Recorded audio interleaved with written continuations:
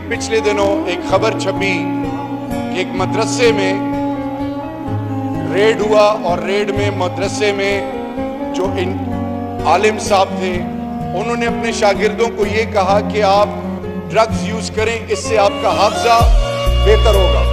यानी मुआशरे में ड्रग्स इस लेवल पे पेनिट्रेट कर रही हैं।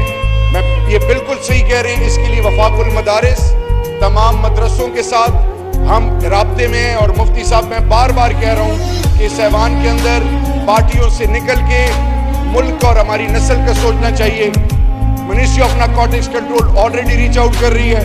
मैं मुफ्ती साहब से कहूँगा, तमाम उलमाए किराम से कहूँगा कि इस कार्य खैर में हिस्सा डालें और we will work as a team.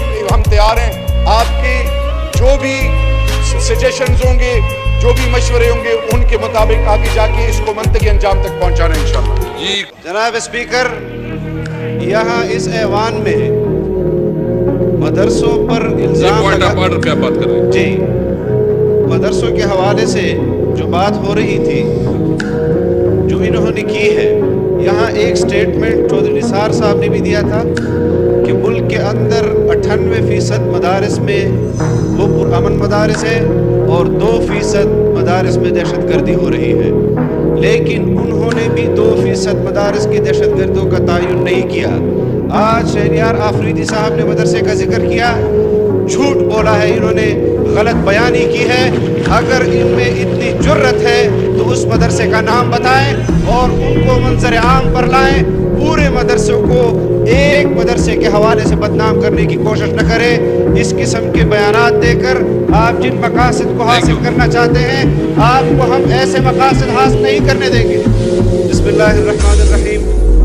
शफकत महमूद साहब ने जिन अल्फाज के साथ मदरसे के हवाले से उनकी कारकर्दगी पर उनको खराज तहसीन पेश किया, मैं उनका शुक्रगुजार हूँ। लेकिन उन्होंने भी अपने बात में कुछ चीज़ें छोड़ दी है। देखिए शफकत साहब, पाकिस्तान में मदारिस दुनिया भर के अंदर सबसे ज़्यादा हुफ़ाज़ तैयार करने वाले मदारिस हैं। 80,000 मदारिस पाकिस्तान में तैयार कर रहा है। 1.25 लाख के कुरान और हदीस के मुअल्लिम तैयार कर रहा है, जिनमें तलबा और तालिबात हैं। आप एक मदरसे की वजह से पूरे मदारिस को कौम की नज़रों में शक की निगाह से चाहते हैं कि कौम उनको शक की निगाह से देखे।